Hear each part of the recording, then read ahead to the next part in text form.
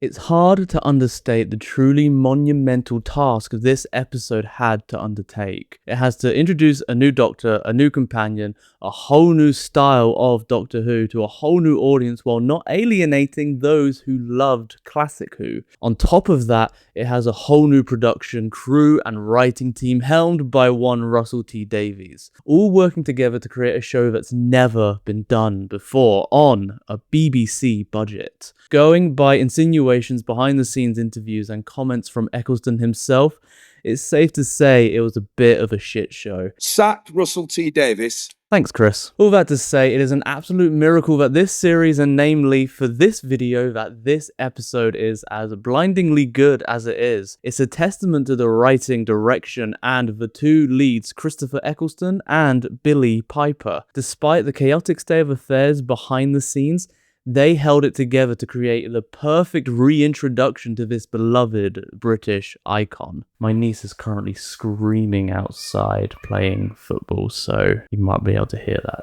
occasionally. I would say sorry, but it's adorable. The episode begins with us panning in from Earth to our new companion, Rose, introduced in a montage of normalcy as she wakes up at 7 AM, kisses her mother Jackie goodbye, and heads out to work her standard day job in a shop. As her shift comes to an end, she's approached by a security guard with a package to give to Wilson, the chief electrician. She heads down to the basement but can't find him. It's here that the tension rises as Rose investigates a noise from a room before the door swiftly shuts and locks itself, trapping Rose in the basement of a closed shop. The music tells us something is wrong as Rose begins yelling for Wilson to stop mucking around, and that's when a mannequin seemingly comes to life in front of her, and behold, we have our first Doctor Who monster of the revival. Yet to be explained, we have the Autons, a classic monster that first appeared in Spearhead from Space, a story from John Pertwee's time as the Doctor, first broadcast in 1970, that was long ago. The Autons are basically plastic robot monsters that are also powered by a hive mind called the Nestine consciousness, which itself is a being, a life force, a big gloopy monster. I'm not exactly sure what, but it can control plastic, so therefore, logically, it animates shopfront mannequins to attack humans. Also, the wiki says that it became Boris Johnson at some point in the audio adventures, which I didn't know until I came to write this script, so if anyone can explain that, that'd be great. Thanks. What's more interesting, though, I'm falling off my chair, about the Autons is that they represent what Doctor Who does best, taking something ordinary and turning it into something either scary, interesting, or whimsical. Why is this brilliant? Well, the key reason is that it creates strong relatability and gives the world we actually live in a greater sense of wonder. The best media is the kind that can recreate that feeling you had as a child when you first watched something. Taking a shop mannequin or an angel statue or a crack in a wall and imprinting onto it something whimsical or scary creates a sense of wonder within those childhood eyes watching for the first time. And further to that, every time we see those everyday ordinary things in the real world, that sense of wonder reignites and stays with us. And that is why Doctor Who monsters, more so than any other, stay with us throughout our lives, and why these stories are timeless. Also, as a low-budget show, being able to rely on cheap practical monsters allows it to survive and endure without needing to go big with high-budget epic sci-fi. We feel far more looking at a stone statue than we do looking at another large laser beam shooting down into the earth. It's also why the conventional wisdom that creativity is found within restrictions is very much a real thing. But back to the episode. The Autons come to life, surround Rose, and just as they're about to whack her, the Doctor finally appears, taking her hand and speaking one simple word, one word that sums up so much of the Doctor's character. Run! And they do. They run, making it to a lift where, still surrounded by the Autons, they manage to escape, with the Doctor pulling off an Auton's arm. Interesting way of writing that, Matty. In the lift, we get our first of many, many examples of how good RTD is at writing dialogue. The exchange between Rose and the Doctor is incredibly natural in its writing and execution, but also reveals key details about the characters. Rose, insisting they must be students dressing up, shows us that she's inquisitive, thinks things through logically, and wants to make sense of the world around her, not just be a passenger in it. The Doctor, already knowing, doesn't cut her off or get straight to the point. He allows her space to explore her ideas and finds enjoyment in exploring those ideas, illustrating how much he loves the pure act of thinking, which is ultimately his superpower throughout the show. All that is introduced in a swift exchange of dialogue in a lift. Plot-wise, we are informed that Wilson is dead. He'd done mucked around and found out, and also that the creatures are living plastic. There's a relay on the roof controlling them, and the Doctor is gonna blow it up. Before he does though, he gets Rose's name and tells her, once again, to run. And she does, fleeing the scene as the building goes boom. Boom! Plastic arm in tow. All of that in 7 minutes. We're introduced to basically the entire premise of the show in such a tightly written way that doesn't over-explain itself, while hitting every beat that Who should hit. Brilliant. Moving on, we find Rose back at her flat, and we are introduced to 2 more characters, Jackie and Mickey, her mum and her boyfriend. The dialogue here again is pretty spot on in explaining their characters to us, but also showing them through Rose's perspective, which makes sense. We're viewing this entire world through her in this episode. Jackie is on the phone, gossiping, exaggerating, trying to find a way of making some money out of the situation, seemingly paying not much care to what Rose has just been through, while Mickey comes in almost overly caring and performatively worried about her, which is seen through almost instantly when his solution to the problem is to go to the pub so he can watch football. Jackie, on the surface, isn't being the best mother here. However, she is also showing us that she does actually care very much for her daughter, and while we don't see it right now, it remains consistent that this facade she puts up is ultimately how she copes with what life has thrown at her. She's putting up a front, but behind the front is always Rose, who always comes first. Mickey, the same. He's being kind of pathetic, and not at all approaching this situation from a position of empathy towards Rose, though it speaks to his immaturity, not towards his lack of care for her. It gives him a basis to grow as the series progresses, while also maintaining that foundation established here. Rose sees this, and from her we can develop an understanding that she is in this relationship because he is nice, not necessarily because she feels a deep connection with him, but for her that's okay, which is why he's let off the hook and allowed to head off to the pub with no consequence. It gives us her foundation as a character, a dead-end job, a nice boyfriend that lacks space to develop, and a mother whom she feels has written her off.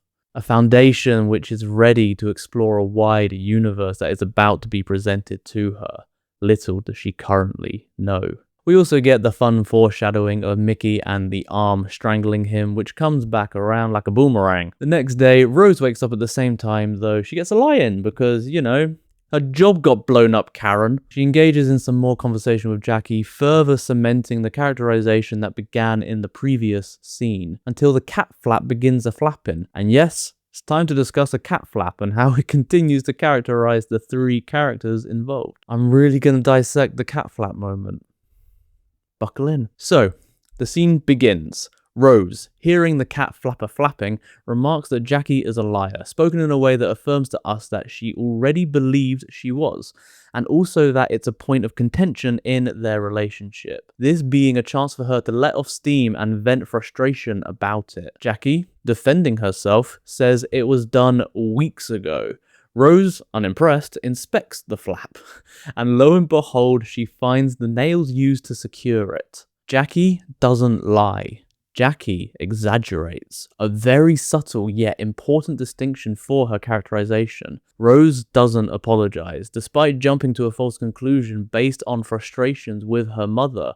She's not ready to admit she was wrong, giving her a character flaw, and flaws are the key to good characterization, ask any D&D player. We then find the root cause of Flapgate, the Doctor on all fours looking through said cat flap, I need to keep it together, showing us that he is indeed very odd, very alien, doesn't understand human norms, and also expressing surprise at finding Rose again, building the curiosity he has with her, first in their exchange of ideas and now in the mystery as to why he's been led to her. They engage in a back and forth, further enforcing the characterization as laid out via the cat flap moment, before Rose, winning the initiative role, drags the Doctor inside, determined to get some answers from this very strange man. The Doctor meets Jackie for the first time, an interaction that serves to highlight the Doctor and how he enjoys playing with humans. Some may read this as him not understanding what Jackie is implying when she begins flirting with him. However, the reading more in line with his character would be that he does understand it. He just enjoys using the apparent misunderstandings as a way of having fun or disarming those around him. Though in later iterations, the former is emphasized more, so both readings would be valid in ways to understand this character and this moment. I said that really dramatically. She's just flirting with him. The Doctor and Rose converse. Rose makes a cup of tea and the Doctor faffs around in the background. Some fun Easter eggs for classic era fans as he inspects his new regeneration, reads a book in a few seconds, and just generally pokes fun at his environment. He doesn't take these situations seriously. A building blew up last night and it's all fun and games to him. It all accumulates in the hand attacking him, foreshadowed by Mickey, leading Rose to remark that men are all the same if you give them a plastic hand, which is a strange remark, honestly. The hand, though, attacks her and is eventually disabled by the sonic screwdriver, further building the mystery around this man. Not only does plastic come to life where he goes, but he also has this weird thing that can turn it off. The scene concludes with the Doctor making light of the situation again, enforcing that this is fun for him. Maybe it'd be fun one day for Rose, too. On to my first nitpick with this episode. The long take. If you don't know what I mean, the next scene is a long take tracking shot with the Doctor and Rose as they walk through an estate. My issue here is purely with the execution of said shot. It's all over the place. The framing is weird. The two leads float from side to side with no purpose other than the camera op struggling to keep them framed well. You can feel the camera operator moving backwards and can tell he's struggling to keep up with the pace. It just doesn't flow right. Eurovision, this is not when it comes to Steadicam work. I commend the choice and the attempt. I love one takes, but this one, over the years, has just fallen apart more and more in terms of technical execution. Anyway, what about the actual content of the scene? It's great. It's a fun way of giving exposition that continues to build upon each of their characters. The Doctor remains elusive, poking fun and pushing Rose to think at every point of the conversation. Rose keeps questioning, trying to get to the root of the mysteries, and this is the first time we really see Rose engage and earnestly smile. We get to see her come alive in a sense, and the possibilities of what the universe could hold for her continue to bubble beneath the surface. Following this earnest bubbling excitement from Rose, the Doctor returns it in kind. When asked who he is, instead of avoiding the question with humour, he takes a moment to answer honestly, though still maintaining a sense of ambiguity. He says, "Do you know, like we were saying about the Earth revolving? It's like when you're a kid.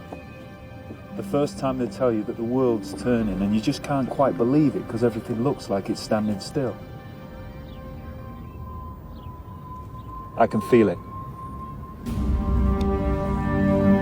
The turn of the Earth. The ground beneath our feet is spinning at 1,000 miles an hour, and the entire planet is circling around the sun at 67,000 miles an hour, and I can feel it. We're falling through space, you and me. Clinging to the skin of this tiny little world, and if we let go, that's who I am." Up to this point, the Doctor has been dismissive and avoidant, skirting past any questions with a quip or a jab, likely an effect of the Time War and the many lives he's led, closing him off to people. Who knows really how long it's been for him since he opened up to another person. Then, it's in this moment with Rose, who herself is earnestly coming alive in front of him, breaking free from the mundanity of modern life, desperate to experience the fantastic universe that she can feel emerging in front of her. The Doctor decides to show her a true piece of himself, to reveal the burden of the universe she is longing for.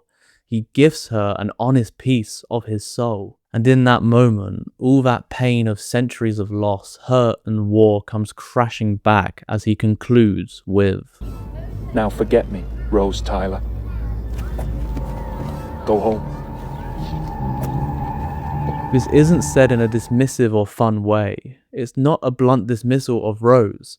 It's a warning to her that to walk step in step with him is to feel the weight of the universe, all of its horrors and all of its glory. Mundanity may be longed for when one has lost all sense of home, when one is the last of their kind.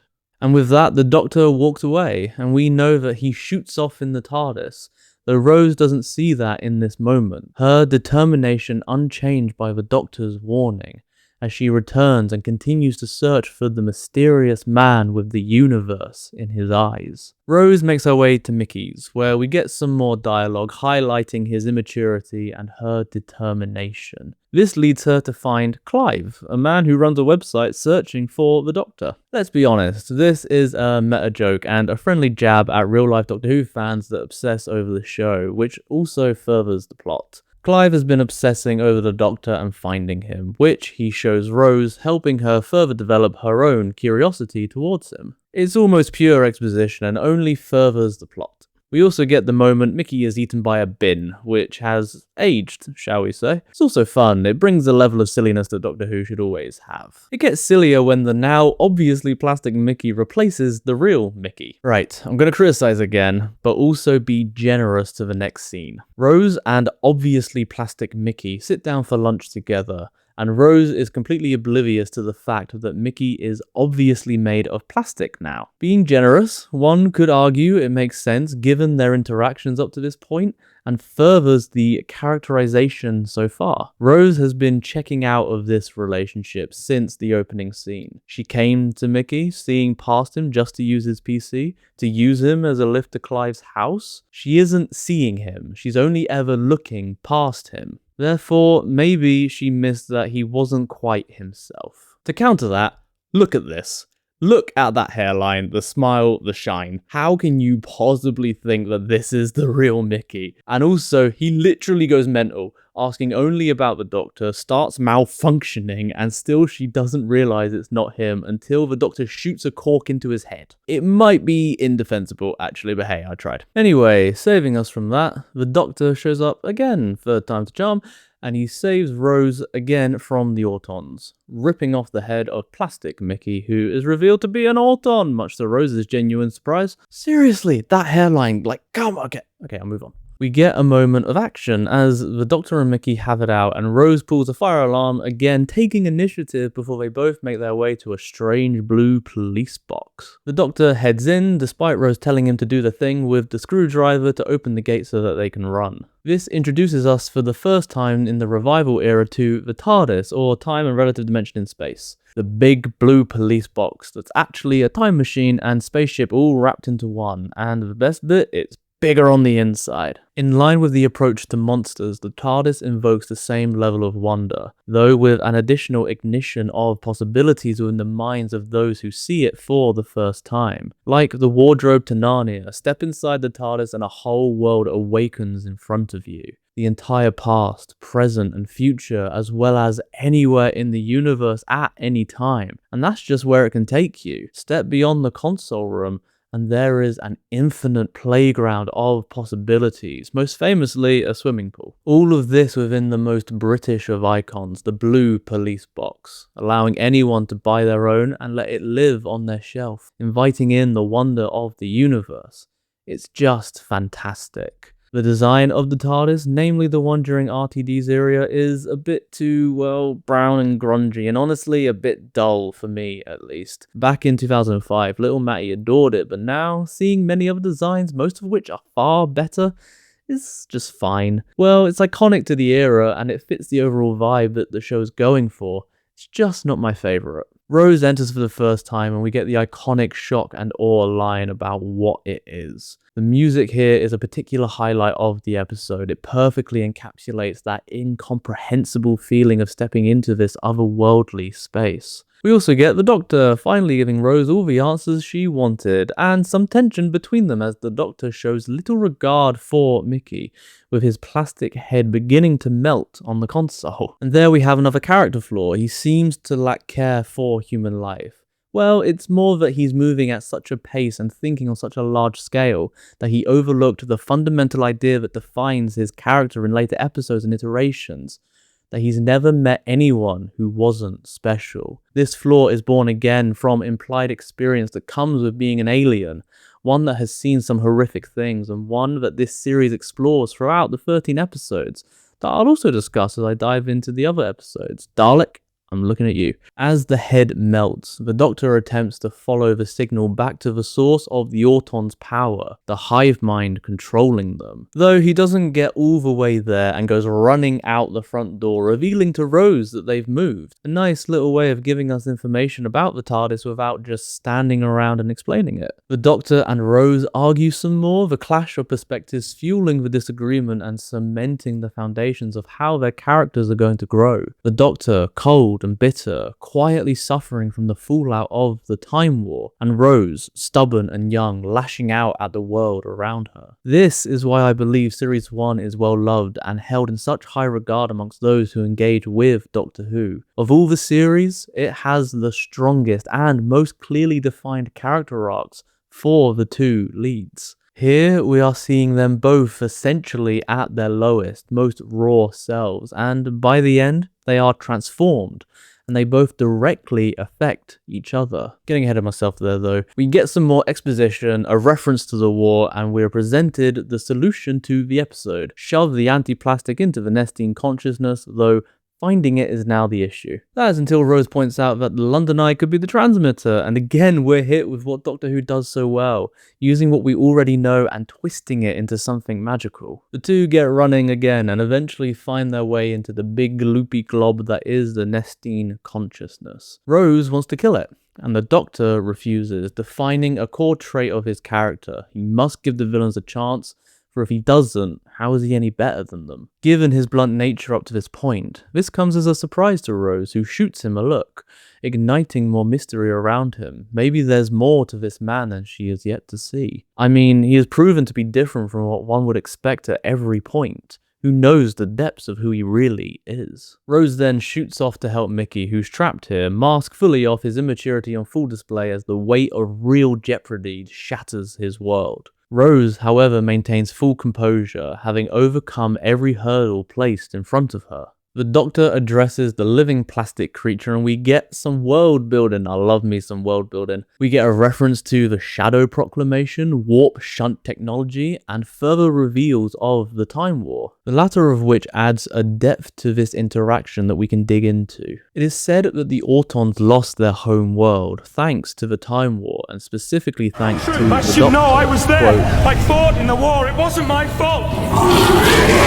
Save your world, I couldn't save any of them! Mr. Nestine alludes to constitutional rights as to why they are invading Earth. One can assume that that makes them refugees searching for a new home after losing their own, if we trust that they're being honest, of course. But it's also backed up by what the Doctor is revealing to us, so I'm inclined to believe that they are. In front of them stands the person who took it all away from them, and faced with him, holding the very concoction that could end their lives. The fear of losing, well, everything kicks in, and they order the invasion to begin in full. And it does. All the Autons activate and run amok over a shopping centre and presumably the world. They obviously didn't have the budget for a weekly Earth invasion, so shopping centre it is. Clive also gets shot. Sucks to be Clive. All of this also reinforces why the Doctor has been the way he is. What came across as blunt or needlessly avoidant was in fact him dealing with the intense trauma he'd gone through with the Time War, and seemingly being the one to end it all. The Autons restrain him as Rose and Mickey get a chance to escape, which is when Rose gets her final heroic moment. Mickey gripping her leg like a scared child, begging to leave. Rose instead sees in front of her a chance to be something more. Something more than the 7 AM bus trips to a dead-end job. More than living with a mum who lies and exaggerates. More than a boyfriend who would rather go to the pub than pay care and attention to her feelings. More than the mundanity that modern life has to offer. What was once such a small world has been blown wide open by this strange, broken man. And in this moment, she chooses to run away with him. Rose, the woman in a dead-end job, recalls the time she was a little girl doing gymnastics, grabs a chain and swings down into a new adventure, saving the Doctor and the world in the process. as the vial of anti-plastic falls into the Nestine consciousness. She also prevents the Doctor from committing another violent act, which is beautiful foreshadowing for the Doctor's entire character arc, and it neatly avoids any serious moral issues within the plot for the sake of advancing the story. They all escape and run from the now exploding Nestine consciousness, and all the other Autons deactivate as it dies. Rose taking a moment to enjoy the rush of adrenaline that comes with walking side by side with the Doctor. Maybe there's an edge to traveling with him. Could it become addictive? All conveyed in a quick smirk. We then find Mickey retreating from the TARDIS, not even able to stand as the mask of cool boyfriend lies in tatters on the ground. Rose has risen to every challenge, every complication, and faced the end of the world in her stride. Mickey, on the other hand, has sunk, cowed away from everything he's had to face in the last couple of days. His growth will take more time, and at the same time it gives us a realistic perspective alongside that of Rose's, whom we've been following for the entire story. Rose calls her mum, showing true care for her, and Jackie characteristically begins going on and on about it all. At the start of the episode, Rose scoffed at it, but now she simply laughs and hangs up, her new perspective on the world fully formed. This brings us to the final scene, where the Doctor asks her to come with him. Wolves now fully down, seeing someone who could reignite his love for thinking, travel, and adventure. After all the horrors he's faced, seeing it again through those young eyes, an opportunity to return to the man he once was. Rose, no longer the same person she was when we first met her, stands with her boyfriend, him begging her to stay, and her mother lingering on in her mind. With the universe blown wide open, aliens and threats from other planets now a real possibility, she couldn't leave them. After all, she now knows that they need her, and so she declines. Regret instantly paints her face as the Doctor looks at her, crushed that in his first moment of vulnerability, asking someone to come with him, he was rejected. He begins to fade away as we get the iconic TARDIS noise, and Rose begins to walk away. It is then that the Doctor returns with one last reveal, one he hopes will be impossible to pass up. It also travels in time.